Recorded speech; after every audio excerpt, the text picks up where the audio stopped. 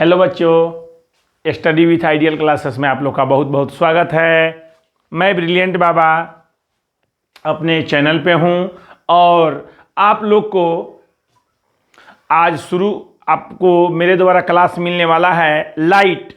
10th का first chapter है physics का लाइट, और परीक्षा के व्यू से लाइट का बहुत ही इम्पोर्टेंट रोल होता है और हमारे जीवन में भी लाइट का बहुत रोल होता है। तो यहाँ पर हम लिख दिए हैं लेसन लाइट क्लास 10th। आपको पढ़ना है लाइट। तो लाइट के बारे में आप थोड़ा थोड़ा जानते ही होंगे। ध्यान से देखेंगे कि बिना लाइट के आप कोई चीज़ नहीं देख सकते हैं। जब इसको हम परिभाषित करते हैं तो हम लिख सकते हैं कि प्रकाश ऊर्जा का वह रूप है जो किसी वस्तु को देखने में हमारी मदद करता है, अथवा प्रकाश वह भौतिक कारक है जिसकी सहायता से हमारी आंखें वस्तुओं को देख पाती है। अगर प्रकाश नहीं होता तो हम किसी चीज़ को देख नहीं पाते। मतलब देखने के लिए, विजिबिलिटी के लिए प्रकाश आवश्यक है।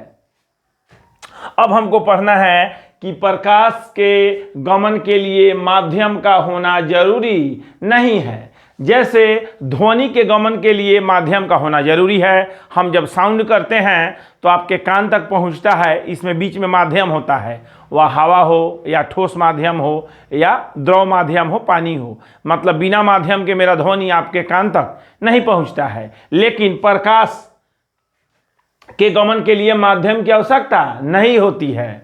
अब आप जब प्रकाश पढ़ रहे हैं तो प्रकाश का टर्म है किरण, रे ऑफ लाइट। तो जब प्रकाश सरल रेखा पर गमन करता है, लिखवा दिए हैं यहाँ पे कि जब प्रकाश सरल रेखा पर गमन करता है तो उसे प्रकाश की किरण कहते हैं। अब आपको पढ़ना है किरण पुंज, बीम ऑफ लाइट। किरणों के समूह को किरण पुंज कहते हैं। हम इस सबको लिखवाएंगे। आप जरा ध्यान से देखिए, इधर देखिए, किरण पुंज। उसके बाद आपको पढ़ना है प्रकाश का परावर्तन। तो प्रकाश किसी अपारदर्शक माध्यम से टकराकर जब अपने माध्यम में लौटता है तो यह घटना कहलाता है प्रकाश का परावर्तन, reflection of light. Reflection of light को हम डिफाइन कर रहे हैं आपके बोर्ड पर, आप ध्यान से देखेंगे। तो हमको डिफाइन करना है प्रकाश का परावर्तन, रिफ्लेक्शन ऑफ लाइट। प्रकाश का किसी अपारदर्शक माध्यम से टकराकर वापस लौटने की घटना को प्रकाश का परावर्तन कहते हैं। आपके दैनिक जीवन में प्रकाश के परावर्तन की अनेक घटनाएं घटती है। आप देखते होंगे कि आपके रूम में अगर किसी बल्ब को जलाते हैं या टॉर्च को जलाते हैं तो हम किसी भी दिशा में जलाएं, अगर टॉर्च को हम ऊपर जलाते हैं तो पूरे रूम में रोशनी फैल जाती है। क्यों फैल जाती है? प्रकाश के परावर्तन के कारण फैल जाती है। तो प्रकाश का परावर्तन आप समझ गए होंगे।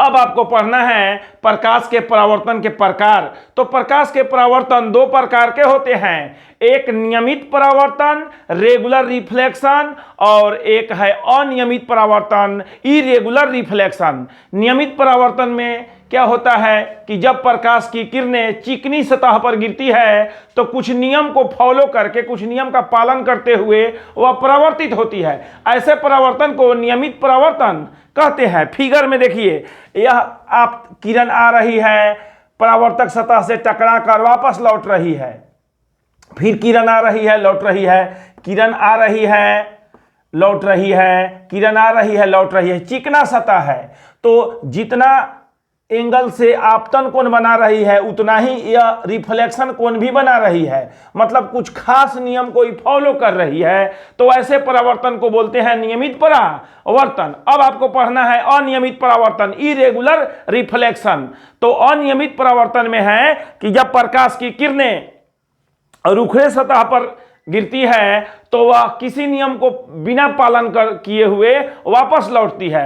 वैसे परावर्तन को हम बोलते हैं अनियमित परावर्तन। अनियमित परावर्तन को हम डिफाइन कर रहे हैं, लिख रहे हैं आपके लिए। तो आपको बताया जा रहा है पर अनियमित परावर्तन। तो अनियमित परावर्तन में फिर से एक बार सुन लीजिए कि जब प्रकाश की किरणें रुखड़ा सतह पर गिरती है तो बिना किसी नियम के पालन करते हुए परावर्तित होती है या वापस लौटती है, तो ऐसा परावर्तन अनियमित परावर्तन कहलाता है। यहां पर फिगर में आपको समझाया गया है, यहां पर आप लिख लेंगे फिगर में अनियमित परावर्तन।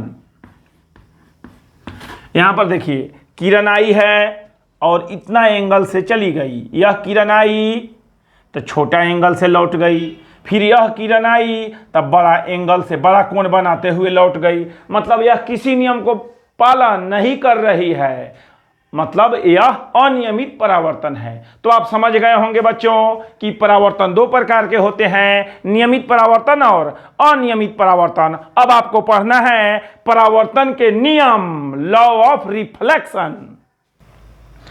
तो आपको बता रहे थे लॉ ऑफ रिफ्लेक्शन, परावर्तन के नियम। तब परावर्तन के दो नियम हैं। पहला नियम है आपतित किरण, परावर्तित किरण तथा समतल पृष्ठ के आपतन बिंदु पर खींचा गया अभिलंब तीनों एक ही तल में होते हैं। और दूसरा है आपतन कोण और परावर्तन कोण का मान बराबर होता है, अर्थात I बराबर R। समझाते हैं आपको, बोर्ड पे देखिए, बुआ बोर्ड पे बने रहिए। ए हो गया परावर्तक सतह, जो किरण दर्पण पर गिरती है उसे बोलते हैं आपतित किरण। जो किरण दर्पण पर गिरती है उसको क्या बोलते हैं? आपतित किरण। जो टकरा कर वापस लौट जाती है उसको बोलते हैं परावर्तित किरण। इस पर एक लंब डाल देते हैं। हमारा पहला नियम कहता है आपतित किरण, परावर्तित किरण और आपतन बिंदु पर डाला गया अभिलंब तीनों एक ही तल में होते हैं। तीनों एक ही तल में है। नाम भी लिख देते हैं, आपतित किरण। इसका नाम लिख देते हैं परावर्तित किरण और इसका नाम लिख देते हैं अभिलंब। दूसरा है आपतन कोण और परावर्तन कोण का मान बराबर होता है। तो आपतन कोण हो गया आपतित किरण और अभिलंब के बीच बने कोण को आपतन कोण कहते हैं।